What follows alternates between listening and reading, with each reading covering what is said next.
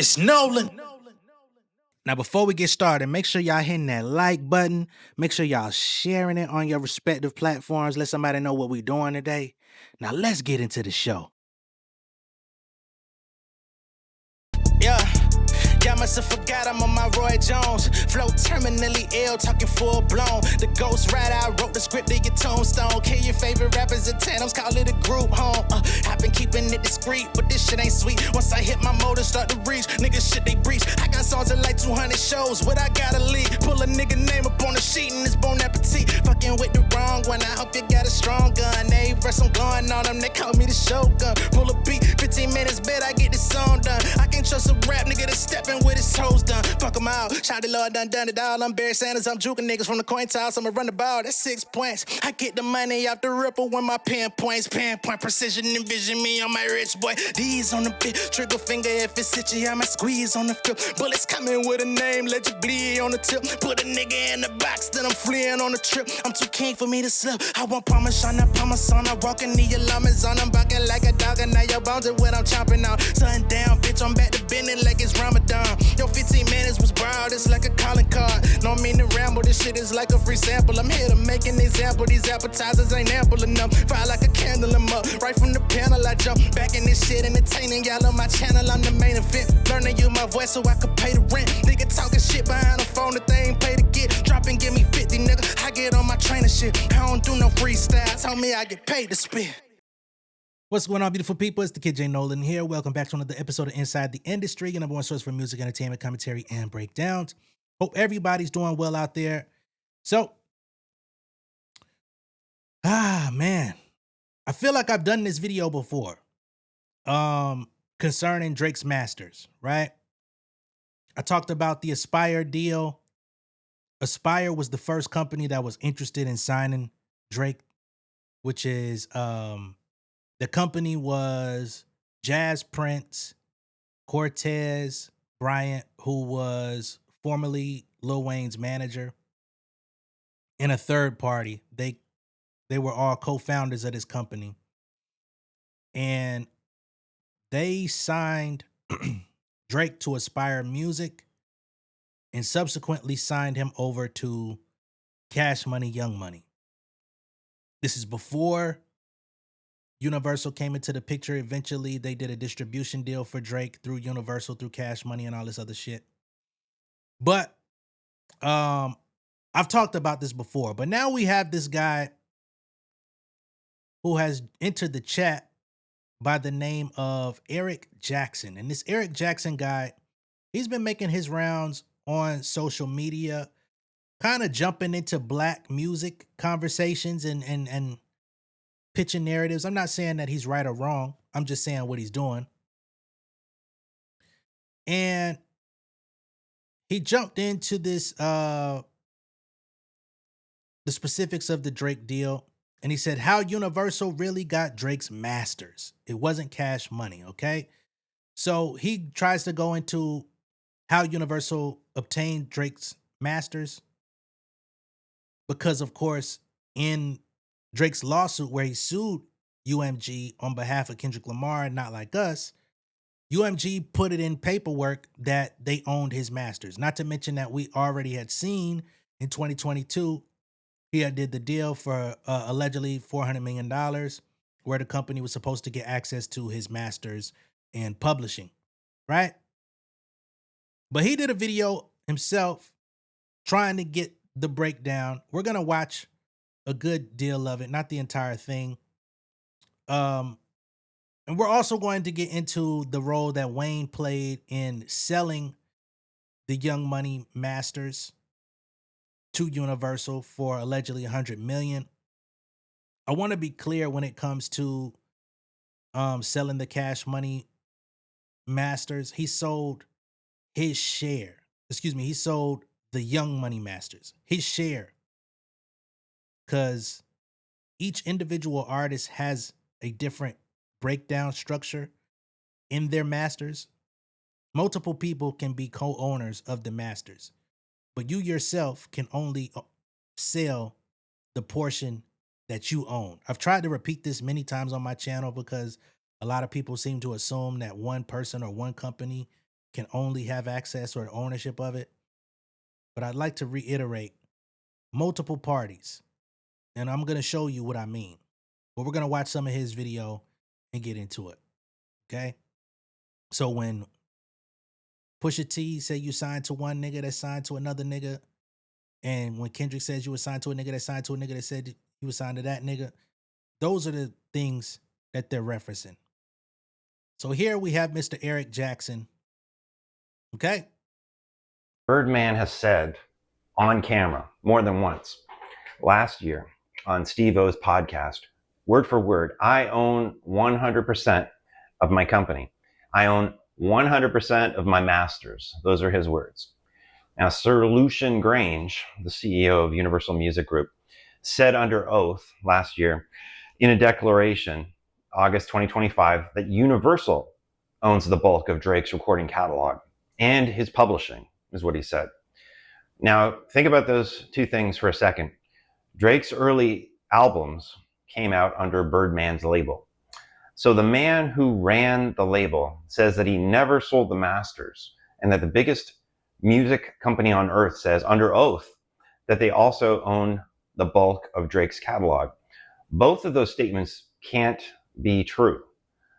There has to be an explanation. And again, this is why I say multiple entities can have ownership in this, because the way he's outlining it sounds like either Birdman owns 100% of it, which he claimed, and Universal saying that they owned it. They're sharing in the ownership. But for some reason, it seems he's not really considering that. A lot of you asked me after yesterday's Gamma video how Universal actually got Drake's early music. You've probably heard the story. Everybody has heard the story that Cash Money sold Drake's masters to Universal for $100 million. That's the most common thing I see in my comments. That's what Wayne did. But that's not what happened when I actually went back and looked. Wrong seller, wrong pool of masters. And here's the part that got me. The only public evidence that the sale happened at all is one sentence in a lawsuit filed by Lil Wayne's own ex-manager while Wayne was being sued by him. So today is day 343. I read the record, and let me show you what actually happened and the part that nobody can show you a receipt for. Let's get started. Let's start with the structure, because that's where it always starts for me. Structure is everything. If I get nothing else across in these daily videos, it's that. So go back to June 2009. Drake signs his recording contract, but he doesn't sign to Universal. He doesn't even really sign to Cash Money. He signs to Young Money, Lil Wayne's imprint. Wayne founded Young Money in 2005 as an... So this is where I have to go an extra step, because before Drake signed his official Young Money deal, he signed to Aspire Music. And Aspire Music has evolved into Mob Ties. Again, I reiterate these things because I've talked about this at length before, and it always gets lost in translation because so many other people talk about these topics and don't mention these things. And a lot of times I'm a small creator, so the point that gets missed generally is the point that I'm bringing to the table. And to prove my point, we go back to 2017, where Aspire Music was suing Cash Money, Young Money, because they weren't being paid off of Drake's music. And Birdman has actually done interviews about this, where he said that Drake's royalties sat in escrow for over a decade until they finally got this worked out in a settlement outside of court. Okay? So in this second section here, it says in 2008, this is before 2009, Plaintiff, Aspire Music, and Drake entered into an exclusive recording artist agreement, which gave Plaintiff the exclusive right to Drake's services as a recording artist for at least his first 6 albums. Plaintiff then furnished Drake's services to defendants by way of a June 26, 2009 agreement. The Aspire Young Money Entertainment agreement. So he was already signed to Aspire, which was owned by Jazz Prince, aka J Prince Jr., who is now Mob Ties, Cortez Bryant, and a third party. And then they gave him over to Young Money Cash Money, right? In return, defendants promised plaintiff 1/3 of the net profits from their commercial exploitation of the applicable Drake albums and 1/3 of the copyright into the applicable master recordings for these albums. So Aspire Music was supposed to own 33% of Drake's masters from day one. Cash Money, Young Money were supposed to get 33% of said masters. And I believe UMG then got the other. Okay. Now, fast forward to 2013. They say that a bunch of breaches were made. Because they were never paid off of any of the work that was being put out. In January 2013, defendants induced Drake to break his exclusive artist agreement with Plaintiff. Remember, Plaintiff is Aspire Music, aka what we now know as Mob Ties, and sign a competing recording agreement with them, completely divesting Plaintiff of its rights under the Aspire YME agreement. This was no accident. Indeed, the 2013 competing agreement between YME, that will be Young Money Entertainment, and Drake's company, Frozen Moments LLC, the very same company he filed his original petition against UMG with before he filed his lawsuit. Y'all remember that? Expressly references both the exclusive artist agreement and the Aspire YME agreement and provides that defendants would indemnify Drake if Aspire sued him for, among other conduct, breaking the exclusive artist agreement. They would hold Drake liable if this contract was ever broken.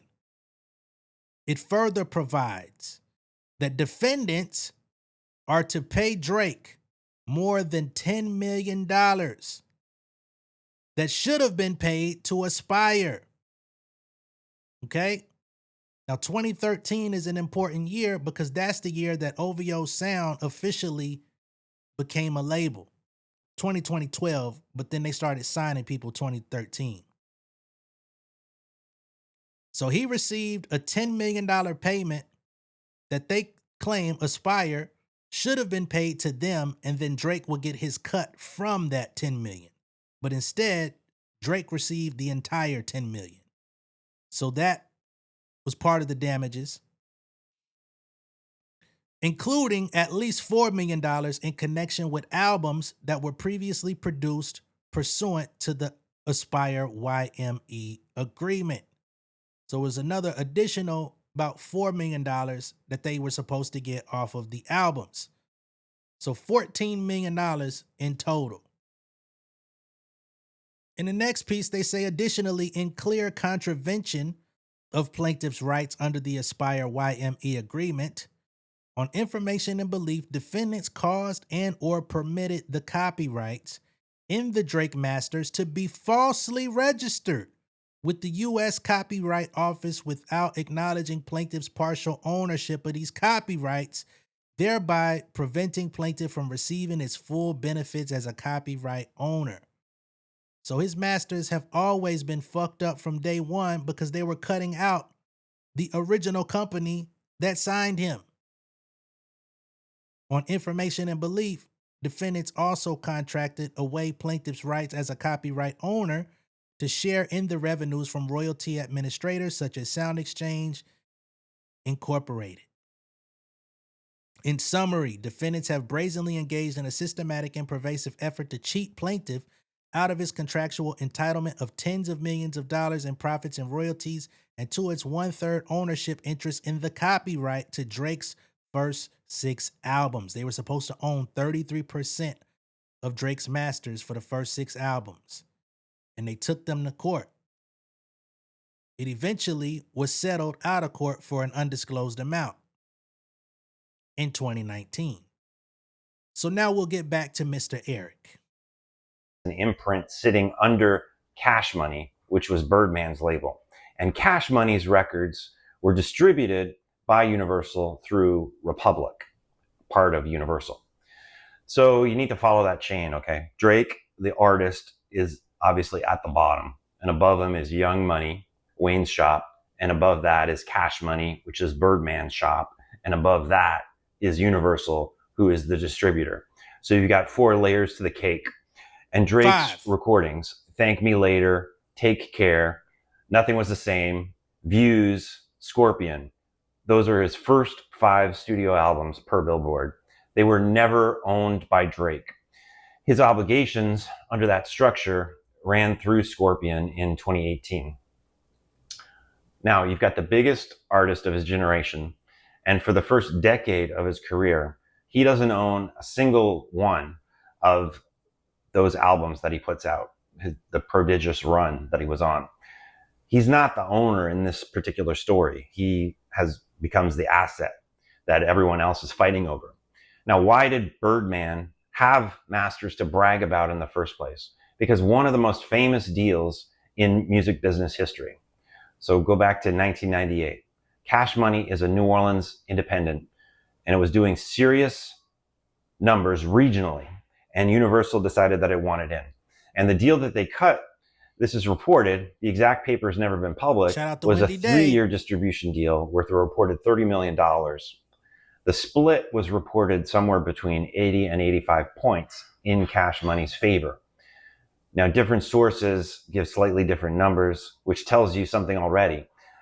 Even the famous deals in this business are only known about secondhand. But here's the term that matters, and this one, it seems like every source agrees on this. Wendy Day, the woman who negotiated that deal, has actually disclosed that information. She was actually never paid for her work in negotiating that deal, and literally had Freddie Fox, if y'all know who that is from New York, run up on Birdman in public, who said, "You need to make things right with Wendy Day." She tried to sue, didn't work. We'll keep it going. Cash Money kept ownership of its masters in that original deal. So Universal distributed and Birdman still owned. So that deal is why Birdman can sit on a podcast 26 years later and say that he owns 100%. Because for the Cash Money pool of masters, there's no public evidence that he's wrong. So keep those 2 pools in your head now, because the entire mystery of this story lives in the gap in between them. So there's pool 1, which is Cash Money's masters, Birdman's, and pool 2 is Young Money's masters, the pool Drake's albums come out through. And pool 2 is about to change hands twice. So by 2014, Wayne and Birdman, a relationship that had been basically father and son, is starting to fall apart. And the Carter 5 is finished, and Cash Money won't release it, and it sits on a shelf for years. So January 2015, Wayne sues Birdman and Cash Money for $51 million. And the suit drags on 3 years. So by fast forward now, September 2018, it settles. And what do we actually know about this settlement? Only what Rolling Stone and Billboard reporting off of what Wayne himself said. Wayne left Cash Money, received an undisclosed sum, and walked away with sole ownership of Young Money, the imprint he founded.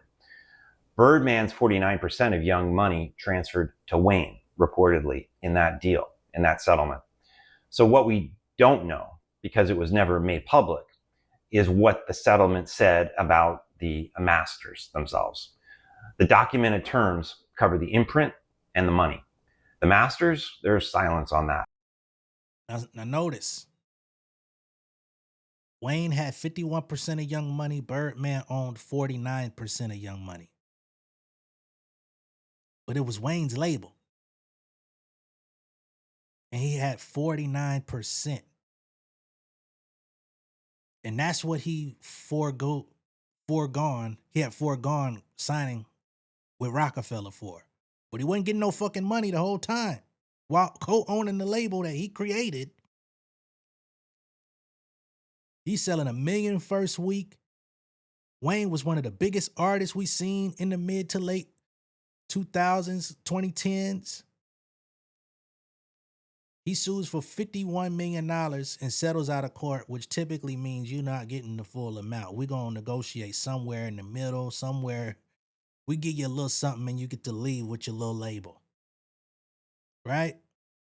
And Young Money, outside of Wayne, Nicki, and Drake, Tyga, which are big. Shit. A label would love to have 3-4 flagship artists.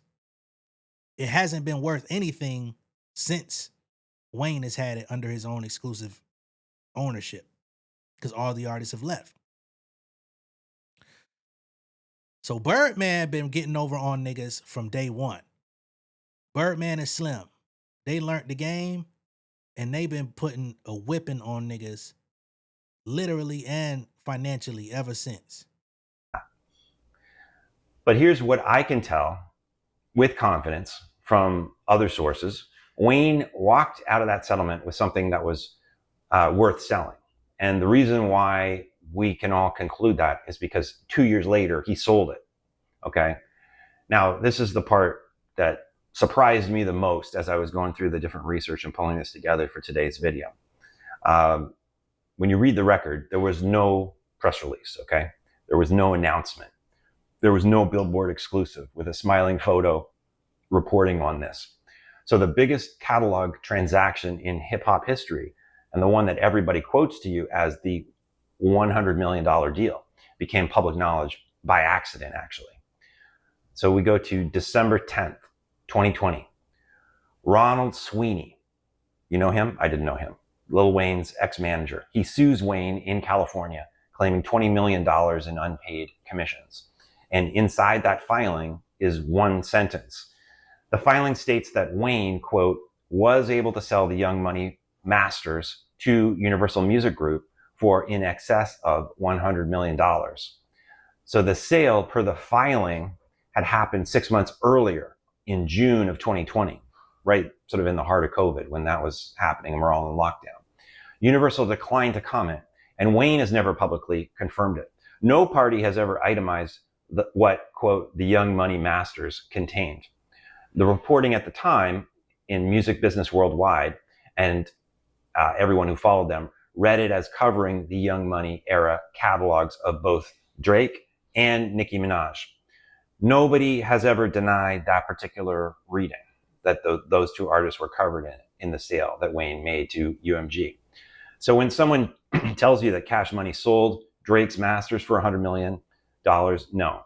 The reported seller was Wayne. The reported buyer was UMG. The reported price was in excess of $100 million. The reported date was June 2020.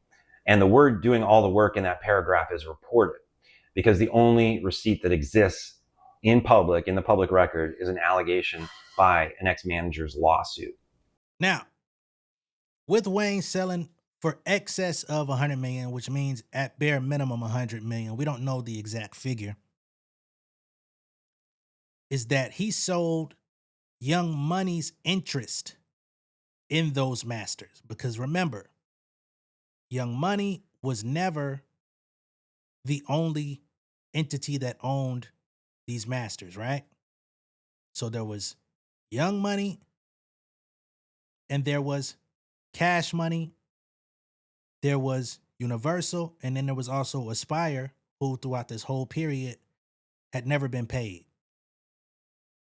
So when Wayne cashes out Young Money, and remember, Birdman owned 49% of Young Money. So he owned Cash Money and he owned 49% of Young Money. So he was eating on two sides of that shit already. Just him. This shit is all fucked up. Right? And this is the stuff that Mr. Eric ain't getting into. He's not getting into like all of the specifics, but the specifics is where the real dirt is. Because this shit is grimy. Right? And I know a lot of people over the years have been like, whoa, how the fuck did Wayne sell Young Money masters and only get $100 million? Well, because he was only able to sell the portion that he owned, while the others who still had ownership of it kept eating off of those masters. His portion was worth 100 million or whatever the final total was, not the entire master, right? Just like when y'all see artists who sell their masters and get $200 million, the $200 million they're getting is not for the completion of their masters. It's for the portion that they own, right? And that 200 million that they're getting is not based on the valuation of the master, right? So they get the 200 million not because it's actually worth 200 million. They do it based on like a 20x, 10x, 15x evaluation.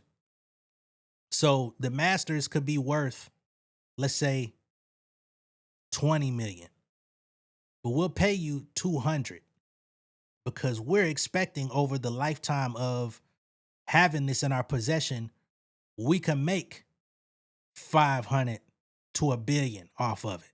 So we'll give you 200 because we plan to double, triple, and flip it otherwise. Again, I know I'm saying a lot, but I'm getting into like the real shit that be going on that Mr. Eric here is not getting into. So again, just to simplify this, Wayne's $100 million deal for Young Money's masters only covered the portion that he owned. Universal already had a piece, and Cash Money also had their own piece. And they continued to eat off of it. So when Universal bought that 100 million or paid that 100 million, all they did was take Wayne out of the picture.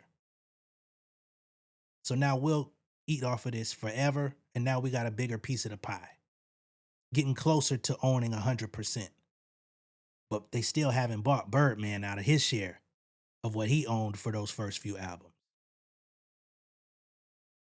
And you have to take it for what it's worth.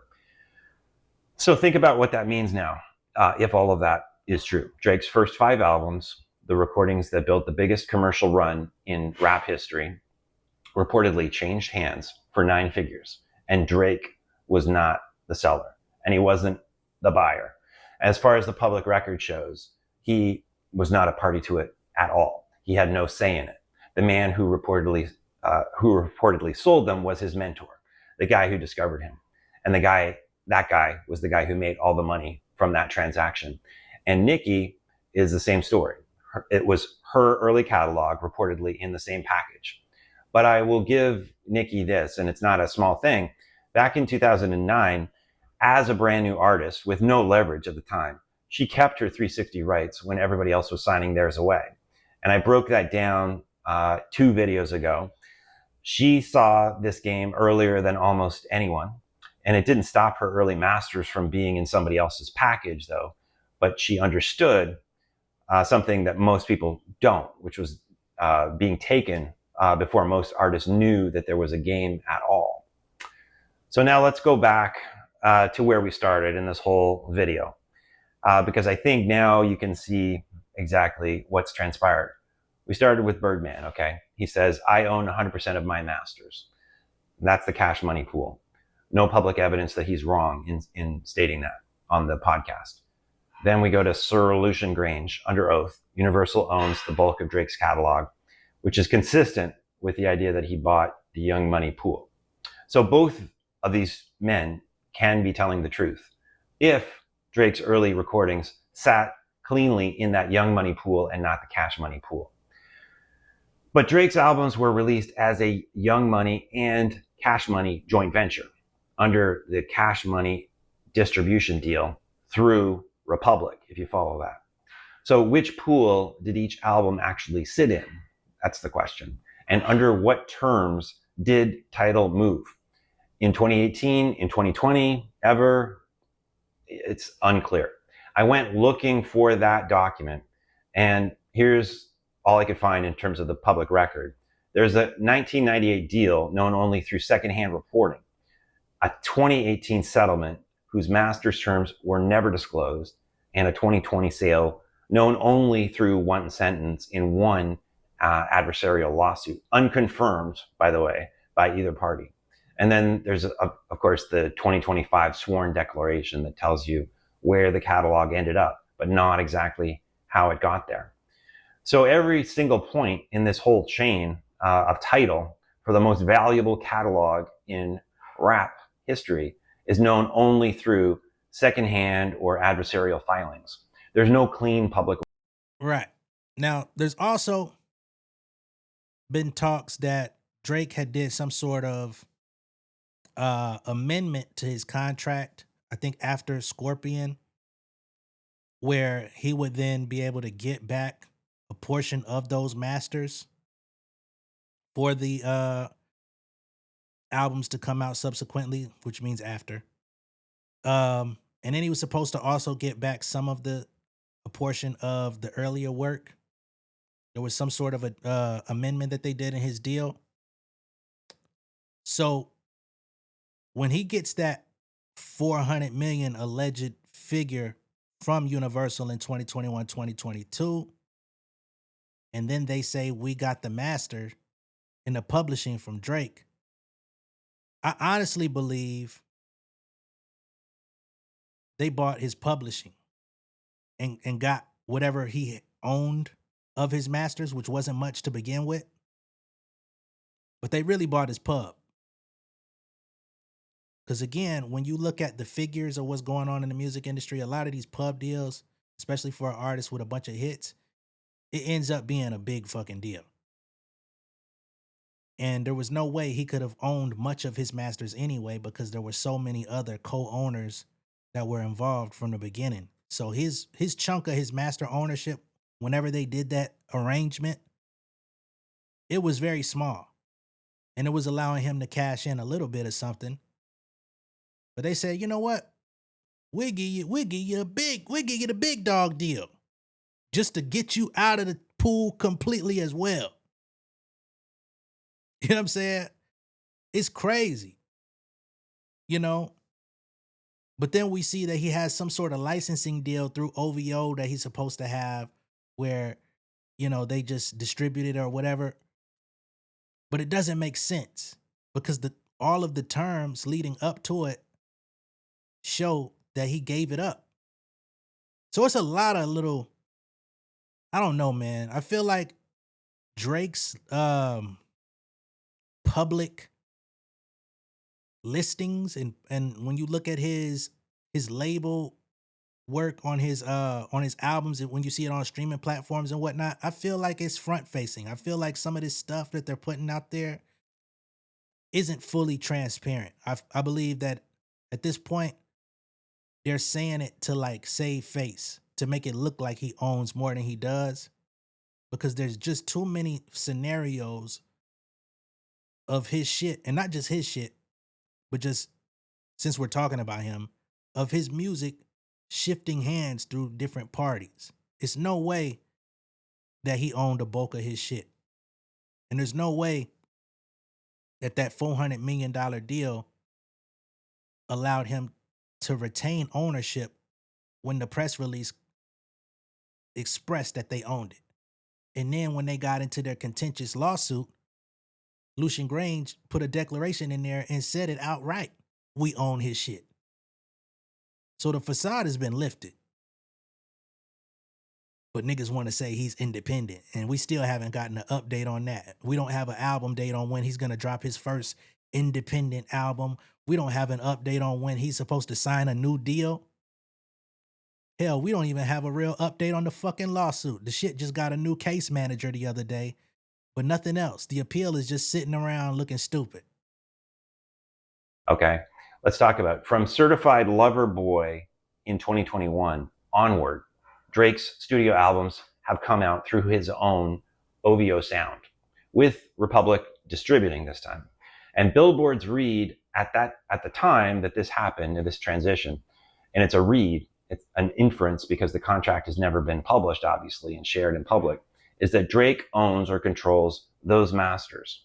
So then in 2022, though, he re-signed with Universal in what was reported as one of the largest recording deals ever, a quote, LeBron-sized deal, reportedly approaching $400 million.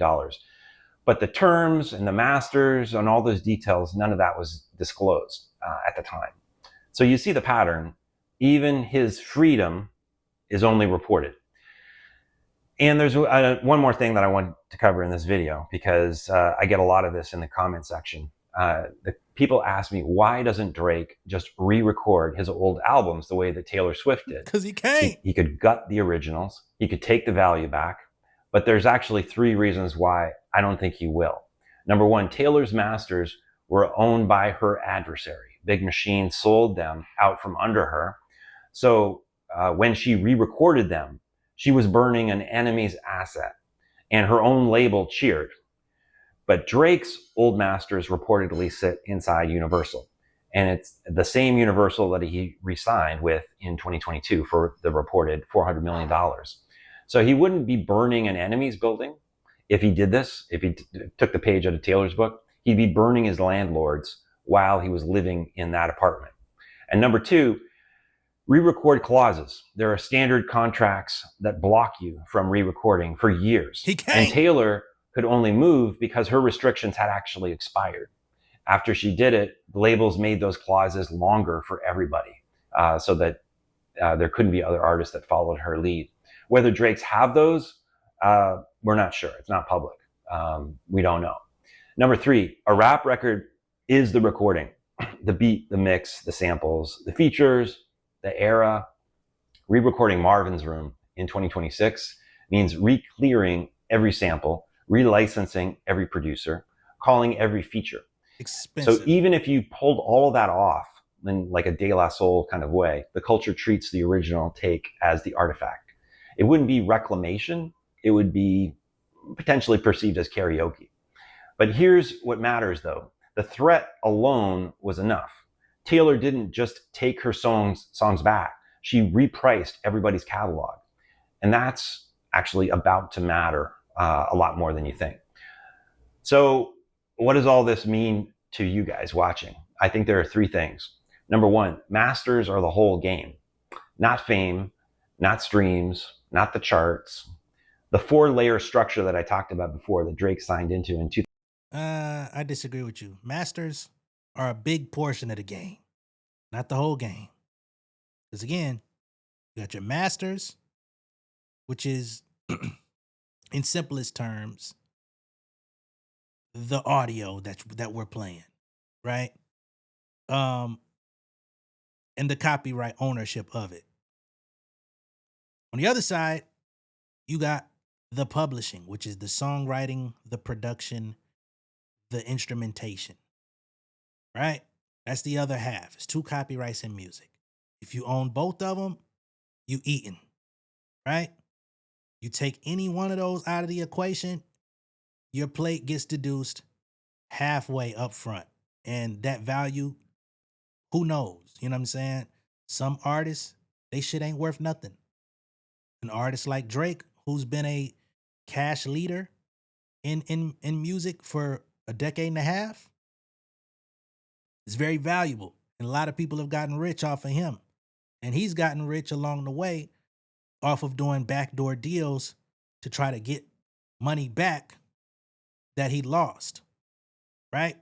So he's been in the studio cranking out albums, features, mixtapes, playlists, disguised as albums, care packages, scary hours. Oh, you didn't like this album? Let me make another EP real quick. So he's racking up on releases because each album, we've heard plenty of artists talk about this, niggas be getting little advances along the way.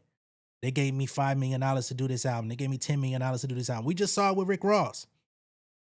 He knew his album was finna flop, right? But he came out and said, hey, regardless of what the numbers do, I already been paid for the album.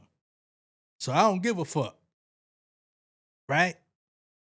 We just saw Rick Ross come out and say that because he knew it wasn't going to do nothing.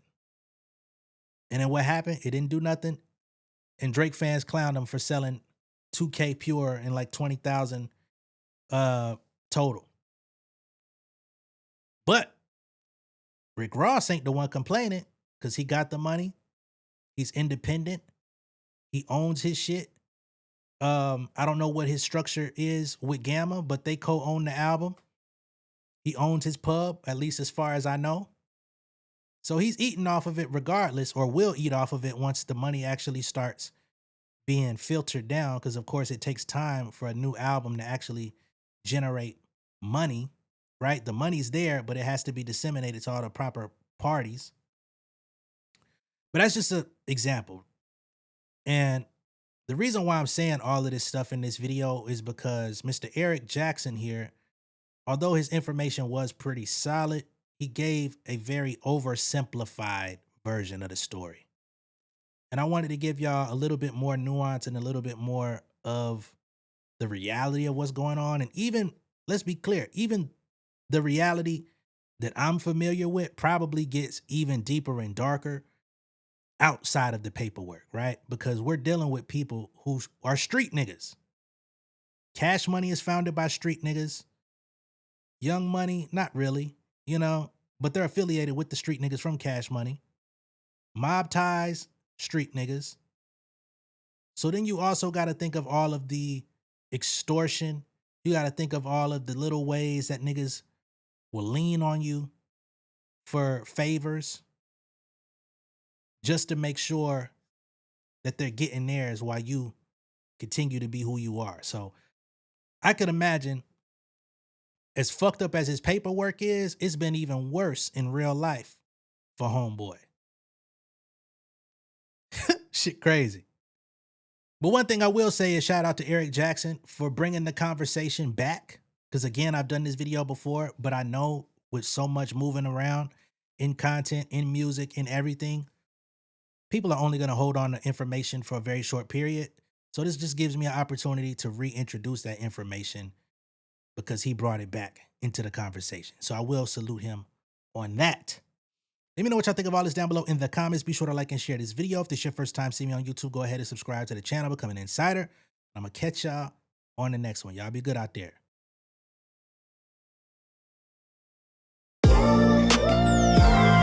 Yeah, family over fame in this bitch, yeah.